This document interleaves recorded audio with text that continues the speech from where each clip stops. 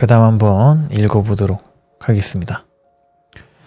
자, 이번에 읽을 괴담 실화 썰은 사람의 생명을 살린 콜센터 직원입니다. 콜센터 직원이 뭐 사람을 살렸다라고 하는데 이게 되게 알고 보면 무시무시한 그런 이야기입니다. 한번 읽어보도록 하겠습니다. 24살의 젊은 청년이었던 시어도어는 사람들로부터 인기가 많은 사람이었다. 특유의 배려심 깊은 언변과 수려한 외모로 특히 여성들에게 인기가 많았지만 첫사랑을 아직 잊지 못한 순정남이기도 했고, 그는 늦은 밤 운전을 하다가도 히치하이킹하는 낯선 사람들을 태워서 바래다 줄 정도로 친절한 사람이기도 했다.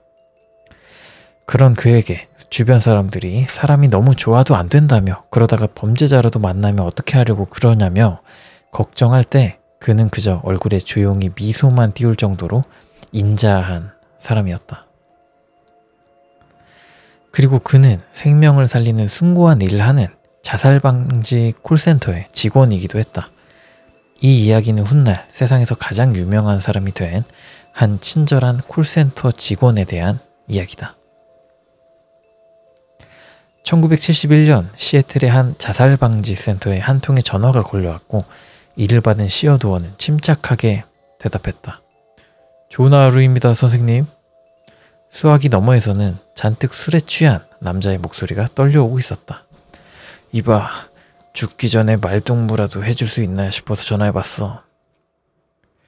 남자는 자신의 손에 권총을 든 채로 전화를 걸었다며 시어도어에게 이야기했고, 자살자가 지금 걸고 있는 전화는 죽음을 결심하기 전 필사적으로 거는 마지막 희망이라는 것을 너무나 잘 알고 있던 시어도어는 침착하게 그를 진정시키려 했다. 선생님, 무엇이든 다 도와드릴 테니 일단 손에 들고 계신 무기를 내려놓으세요. 그놈의 선생님 소리는 집어치워! 수화기 너머의 남자의 목소리는 거칠게 으르렁거렸다. 알겠습니다, 선생님. 아니, 혹시 성함이 어떻게 되시나요? 그냥 잭슨이라고 불러. 어차피 흔해 빠진 이름이니까. 그는 미술가가 되고 싶었지만 군인 출신의 자신의 아버지는 그것을 인정하지 않았고 그로 인해 어긋난 삶을 살았다며 불만을 토로했다. 그래서 그 영감탱이가 나보고 뭐라고 한 줄 알아? 글쎄, 환쟁이가 되고 싶다 같은 소리는 자기 눈에 모래가 들어간 뒤에 하라는 거야. 그 순간 그때까지 잭슨의 말을 묵묵히 듣고 있던 시어도어가 웃기 시작했다. 지금 내 말이 웃겨? 내 인생이 어떻게 망가졌는지 이야기하고 있는데 이게 웃겨 지금? 잭슨이 성난 목소리로 크게 소리 지르자 시어도어가 차분하게 말을 꺼냈다. 아니요, 잭슨 씨. 당신의 이야기를 비웃거나 할 의도는 아니었어요. 잭슨 씨의 경우엔 희망이 보였기 때문이에요. 마치 제가 아는 친구처럼요. 뭐? 그게 무슨 말이야? 희망이라니. 실례지만 제 친구 이야기를 들려드리도록 하겠습니다. 그렇게 시어도어는 천천히 이야기를 꺼내기 시작했다. 지금으로부터 24년 전에 태어난 제 친구는 매우 유복한 가정에서 자랐어요. 하지만 그의 부친은 무슨 이유에서인지 그를 매우 싫어했죠. 그의 부친은 끔찍한 인종차별주의자의 술주정꾼이었고 걸핏하면 그의 모친에게까지 손찌검하는 흔히 말하는 몹쓸 인간이었습니다. 제 친구가 조그마한 잘못이라도 하는 날엔 매일 장롱 속에 가두고 혁띠로 하루 종일 두들겨 맞았습니다. 그의 마음속에는 분노밖에 없었고 3살이라는 어린 나이에 그의 부모가 자고 있는 베개 밑에 칼을 넣어둘 정도로 삐뚤어져 갔습니다. 하지만 가족 모두가 그를 싫어한 것은 아니었습니다. 유일하게 가족 중 그의 누이만은 달랐죠. 그의 누이는 그가 두들겨 맞고 눈물을 흘리며 침대에 누워있을 때마다 그의 상처를 쓰다듬어주며 약을 발라줬고 자기가 잘못했다면 울면서 대신 사과했어요. 무엇 때문에 그의 누이가 자신에게 사과를 하는지에 대해서는 그땐 잘 몰랐지만 얼마 지나지 않아 그가 5살이 될 무렵 누이가 시집을 가게 된 후 그는 누이를 따라 같이 살게 되었습니다.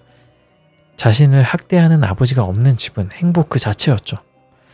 안타깝게도 그 행복은 얼마 가지 못했습니다. 무슨 이유에서인지 몰라도 그의 매형이 그를 매우 싫어했거든요.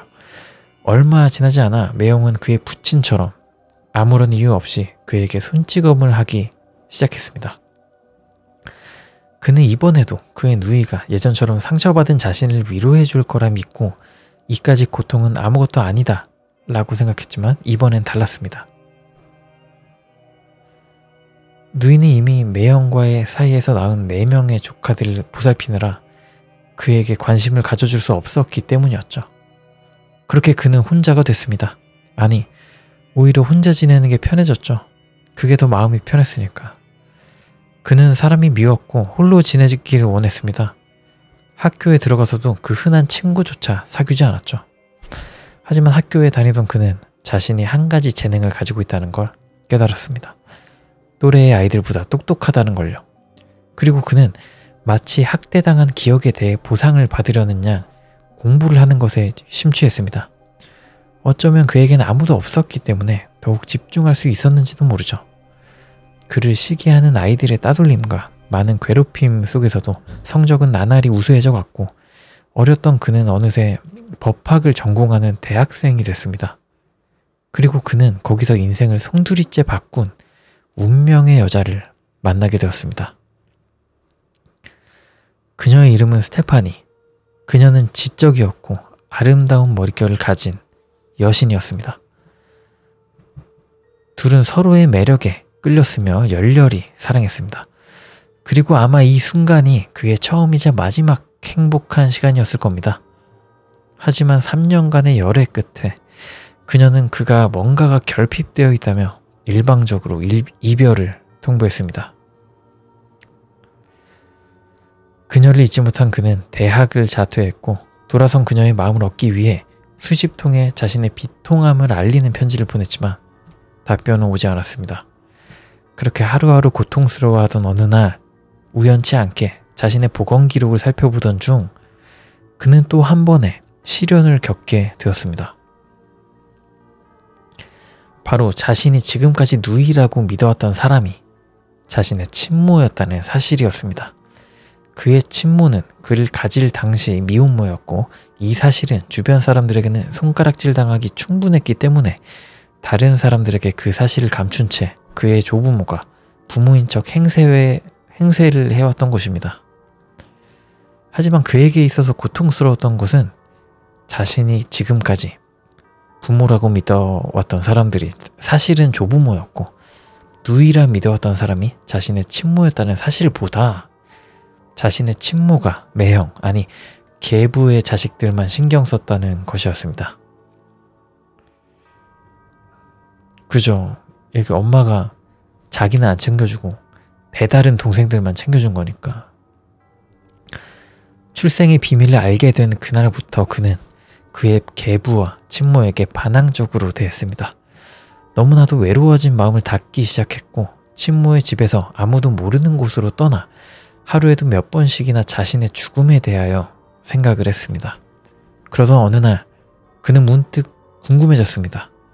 어째서 내가 마음을 연 사람들은 모두 날 버리는 걸까? 그리고 떠올렸습니다. 스테파니가 말했던 뭔가가 결여돼 있다는 이야기를. 그는 이것이 자신의 불우한 유년 시절의 문제라 생각했고 만약 자신에게 결핍된 이 공허함에 대한 문제를 해결한다면 자신이 사랑했던 스테파니가 돌아올 거라 생각했습니다. 그리고 그는 내려놓았던 펜을 다시 잡고 학업을 다시 시작하기로 마음을 먹었습니다. 하지만 이번엔 법학이 아닌 사람의 마음을 공부하기로 결심했습니다.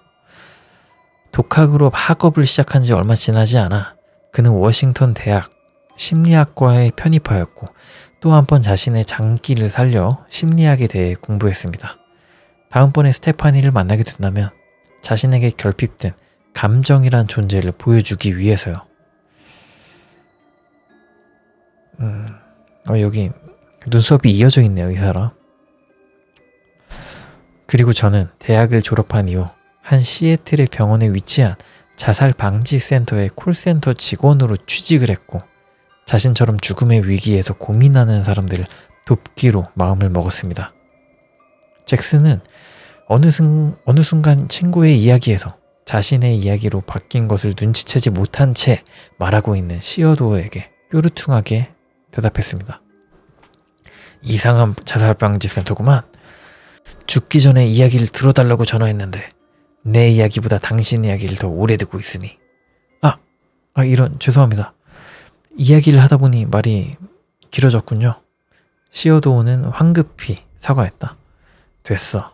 이야기를 듣고 보니 당신 말 맞다나 그 친구에 비하면 내 상황은 아무것도 아니었구만 그래. 처음 전화를 걸었을 때의 취기 어린 침울한 목소리 대신 한층 밝아진 말투로 잭슨이 이야기했다. 그건 그렇고 그 사람은 정말 대단하구만. 그런 환경에서도 그렇게 극복하려 노력할 수 있다니 참. 그리고 난 어차피 술에 취해서 전화를 걸어봤던 거야. 사실은 죽으려고 생각해 본 적도 없어. 총알도 없고. 그렇다면 정말 다행이네요, 잭슨 씨. 시어도어는 예의 그 친절한 말투로 대답했다. 마치 영화 같구만. 당신 친구 이야기를 책으로 쓰면 아마 세상에서 가장 감동적인 책이 나올지도 모르겠어. 아니에요, 잭슨 씨. 그냥 평범한 사람의 이야기일 뿐인걸요.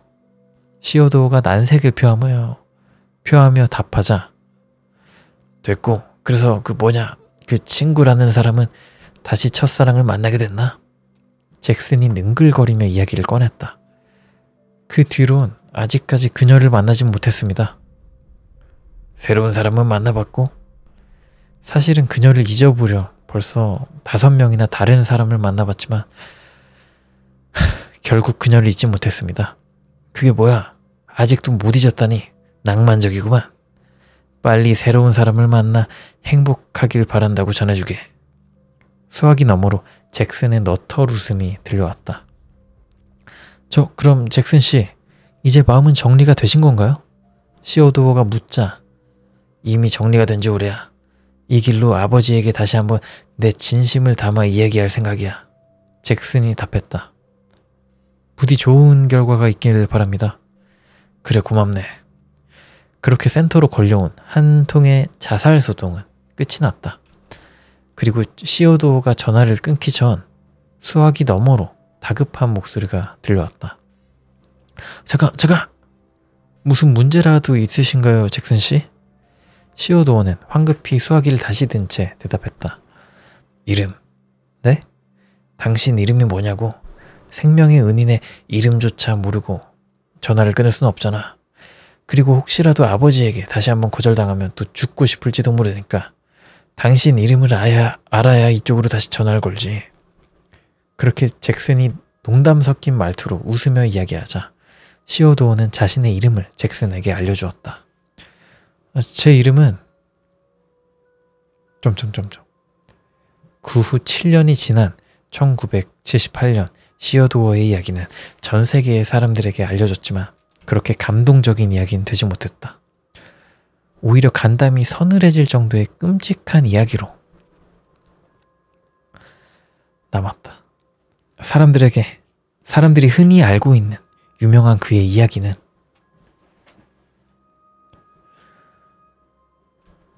특유의 화려한 언변과 수려한 외모로 자신의 첫사랑과 비슷하게 생긴 외모의 여대생들만을 골라 늦은 밤 히치하이킹 하려는 피해자들을 태워서 강간한 후 끔찍하게 살해한 짐승 같은 연쇄살인범.